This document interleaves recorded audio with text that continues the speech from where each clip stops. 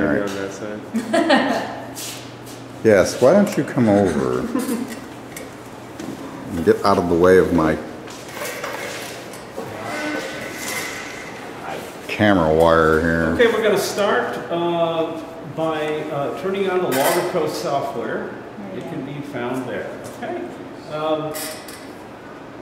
Miss Inglesby has clicked on File, and she has identified the correct program we'll be using this afternoon, called Liquid Nitrogen Vaporization, and she's started to run the program. Okay. And let's see, did you do this step here? No. No? Okay. So let's click on Experiment and Calibrate down there. And click there, yes. All right. So we're now going to calibrate a force probe, which we will use to measure our liquid nitrogen. All right. So we're going to do the calibration now. We have to place 250 grams on the triple beam balance, and we have to make sure that the sliding masses here are at 295. Indeed, they are. If you go there, Mr. LaBuzz, you'll find some. Are the masses here? No, they're on the table? They should be. Or are masses still? No, they're here. Yeah, bring over 250 grams. A little mass and a small mass. Put them on the pan platform there. Alright, so place 250 grams on the triple beam balance. Make sure nothing impedes the movement of the balance. Miss Inglesby will now hit the calibrate now, and she'll enter 250. Okay, 250 is in there. And to reading number 1. And then we'll click keep. Okay. And now take off the 200 gram mass. And we're going to calibrate this at 50 grams. Okay, leave that one there. Leave that one there. And you will put in 50 there, and then you'll say done. Okay, so the transducer here, which will measure force, which is a weight, which will let us determine the mass there. This has now been calibrated by establishing 2 points on a calibration curve. Okay, so we'll click Experiment and Data Collection.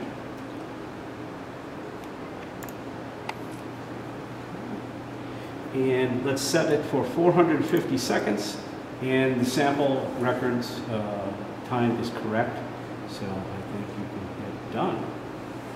Okay. We're now ready to measure the mass loss of the liquid nitrogen, and we cannot disturb this device from now on. Okay. Okay. We're going to remove the 50 grams here now, and replace it with a double styrofoam cup, which has a mass of 50 grams. Correct? I have no idea. No idea. Close. Doesn't matter. Doesn't matter. Okay. Oh, okay. You're right. It doesn't. Yeah, put that on there.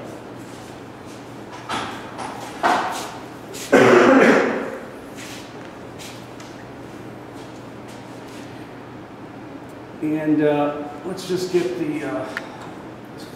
heating coil out of the way.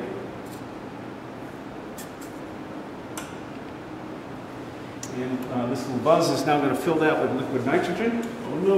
Mm-hmm. Say goodbye to the world as you know it. Right. This is a liquid nitrogen doer.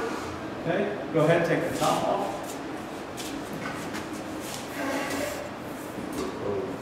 Okay. Are you right-handed? Hold it there like that. Now bring it over here.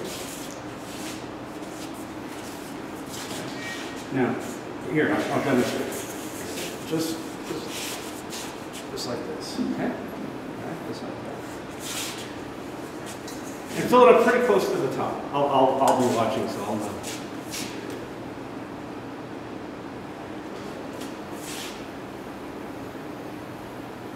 You can see some of the liquid nitrogen vapor there. Okay, you see.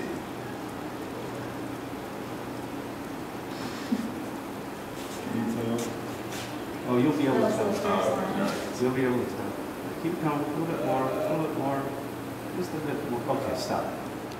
All right. I'll put that back and put the top on.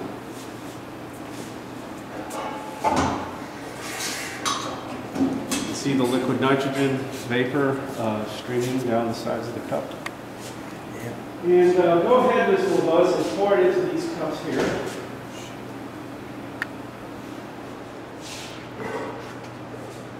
Slowly. There'll be a little bit of splattering at first since that's warm, and that's already cooled down quite a bit. That's okay, that's okay. There we go. You're breathing it.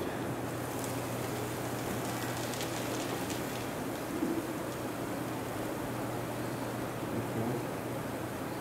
Let's see how much you lost, how close to the top did you come. Why don't you pour a little bit more, just top that off just a bit. Does it burn your hand or freeze your hand? By being careful, you can avoid that. I felt like a bunch of it went on my hand. Pardon me? I felt like a bunch of it went on my hand. Probably did. It just ran off. It's not toxic. I mean, if you put it in it and held it there, you could develop frostbite. That's not the intention. You good? Yeah, probably.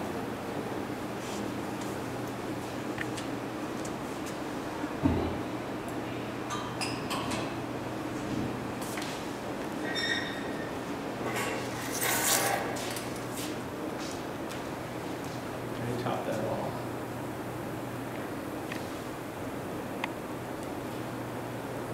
Not right to the top of the wall. Yeah, good, good. Okay. That's it. Just put that there. Okay. All right. Now we're going to lower the heater assembly into the liquid nitrogen slowly, and we're going to submerge it. Okay, we're going to submerge it. But keep the coils and the mounting studs here away from the sides and the bottom. Okay. So very carefully now, support this here, loosen this, and bring this whole thing and put it into the cap. Okay. You got to raise it slightly and just turn it. That's all you got to do. Raise it slightly. You don't want to touch the balance if you can. Okay.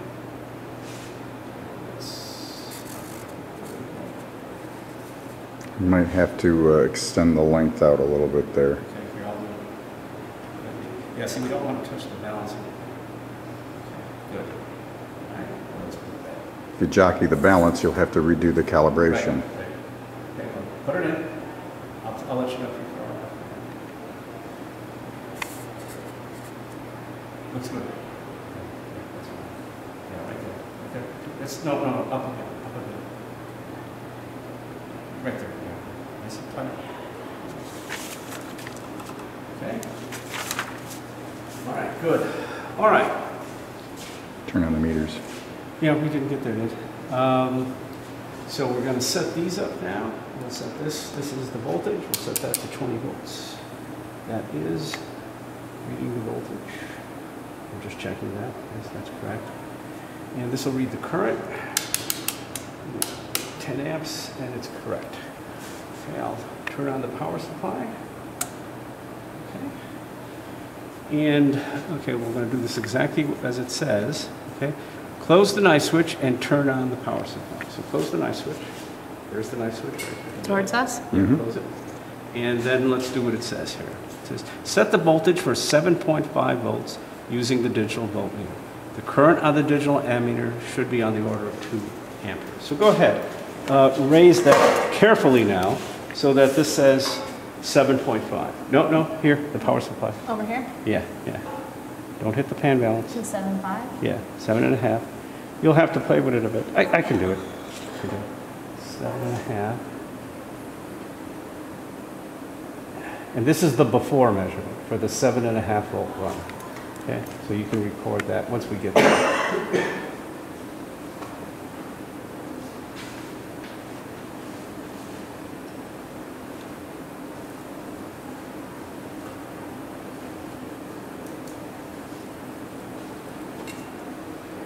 Okay, just give it a second here. So why don't you record 7.68 and 2.19. 7.68 and 2.19. These are the before readings on the 7.5 volt run.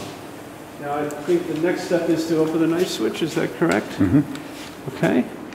Okay, leave the power on, but break the circuit. Go ahead, open that knife switch. Okay, good. Refill the cup, we don't have to do that. Okay, so we're all set. We're going to take 3 segments, heat not on, current flowing through here and heat being put in there, and then another 150-second segment with it off. So with the night switch open, start the data collection by hitting the green icon. And erase and continue. Okay. So watch this. I'll let you know when you have to close this switch here. Okay? It'll be right at about 150 seconds. Now here, let's explain what's happening. There is no current flowing through the coil, so we're not putting any heat in through the coil, right? But there is heat coming in from the environment, right? The styrofoam cup, the atmosphere, things like that. So this data we're taking now will let us know how much mass we lost over the last, this first 150 seconds. And we'll be able to gauge the amount of the heat that came in during that time from the environment. This will help us get a good measurement for the latent heat. This data, when you look at it, after we've lit a little bit more, will have a very shallow negative slope. When we turn on the heating coil, we'll see 150 seconds of more pronounced, steeper slope. And then at the end of the run, we take another 150 without the coil current. So we're halfway through the first segment of the run. And what you're recording here is the mass that we're measuring, okay?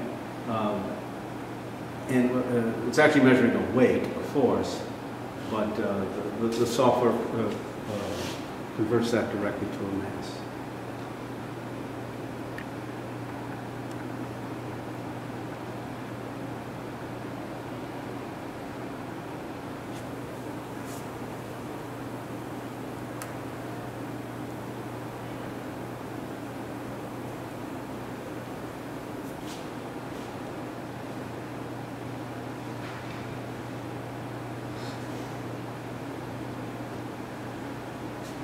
Okay, you got about 15 more seconds. 14.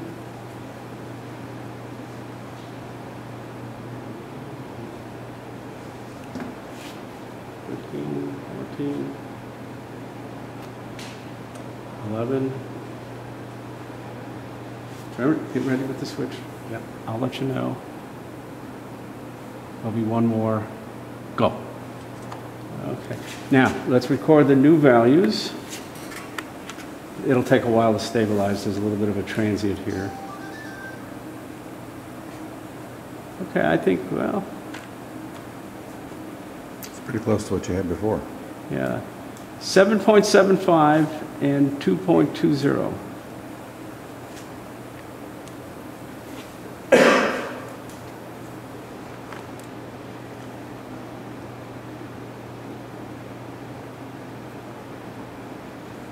Now this is going to go to 300 seconds.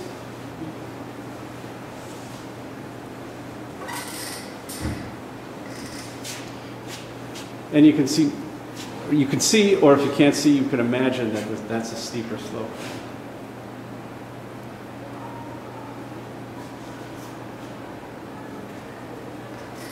And if you were to look in here, you can see it's boiling away because the coil's hot now. And we have to make sure that not too much boils away. Because if the coil becomes exposed, the experiment's not good. Plus, if it becomes totally exposed, the coil burns out. That's not good either. Right. Coil burnout, bad. Coil stays in liquid nitrogen, good. Oh, the stuff will evaporate like instantly. Well, that styrofoam's a good heat insulator. There's not a whole lot of heat coming in from the atmosphere. And there's probably a layer of cool liquid nitrogen right above it. Okay, we have another 40-some seconds to go on this part of the run.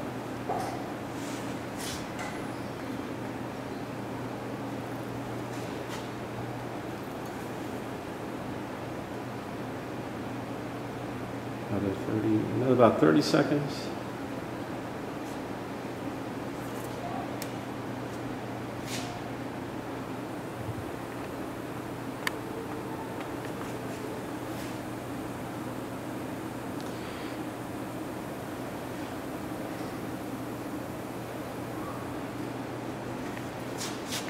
Coil's okay. It's not exposed. Coming up to the end of the run here. Open. So we are taking off the current, so there's no more heat coming through.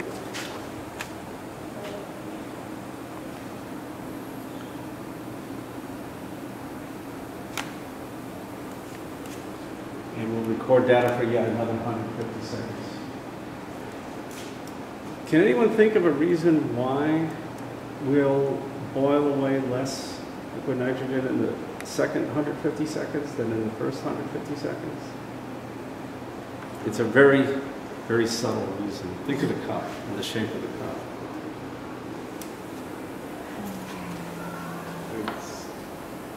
It's smaller as you go down? Yeah. There's larger surface area at the top at the beginning. Now it's evaporated, so there's less surface area. And that's the surface where the most heat transfer is taking place, right? Not through the size of the styrofoam.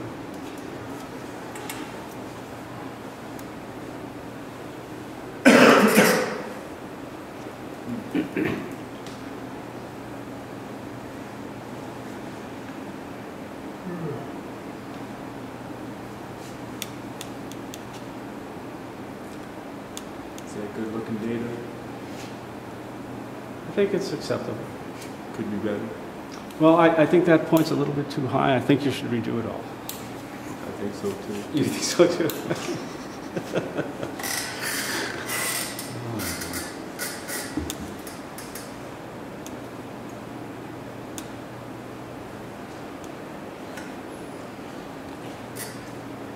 Well, that's kind of the gift, experimental work.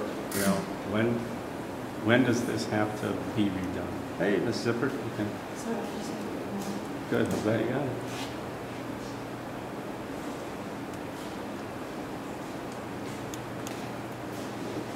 We're watching the mass of this cup with liquid nitrogen in it change because some's evaporating.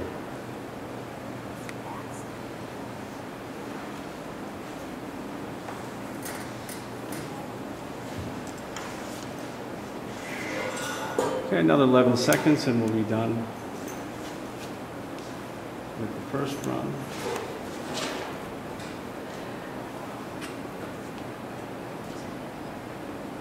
And it'll end by itself. There. Okay. Now, Ms. Inglesby, what I'd like you to do is with the mouse, try to highlight the first 150 seconds.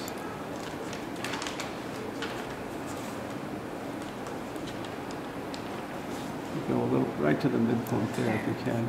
And then you can check. You can check here. You can check if you got it. Ooh, you missed it by one.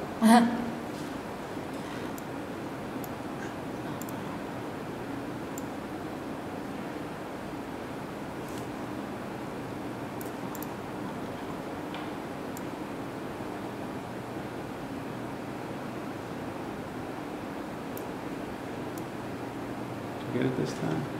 You got it. Good. Now, go up to Analyze. Go to Linear Fit. And we're going to try to fit a straight line to this. There we go. Now drag this up there. And now put yourself somewhere inside that frame and right-click. Right-click. And go to Linear Fit Options. And let's get the standard deviation of the slope. Hit OK. Okay, so we now have the uncertainty in the slope. Mm-hmm. Okay, now repeat that with the data from the next time interval from here to when we turn the power off at about 300. Mm-hmm. There you go. You got the first one right. Okay, so 150. And Yeah. To 300. 290 something or other. There you go. 299. Yeah. Okay. So analyze linear fit. Oh, I didn't do it over here. Go to analyze. Oh, is it still highlighted? We lost it. Okay. It was 150 to 300. Yeah. So 150 to 299. Okay.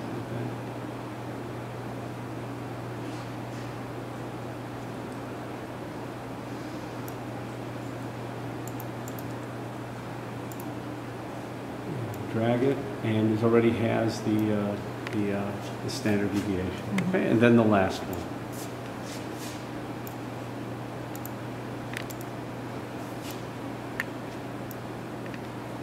Good.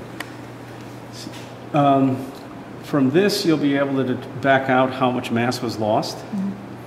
And from this and this, you'll be able to back out how much of the mass was lost just due to the evaporation due to the environment. See, this is environment plus the heating.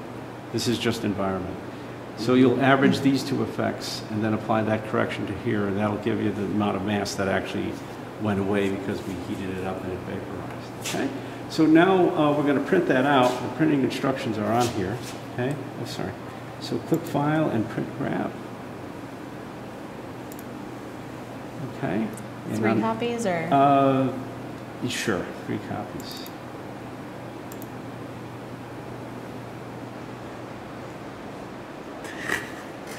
Tapes the printer quickly.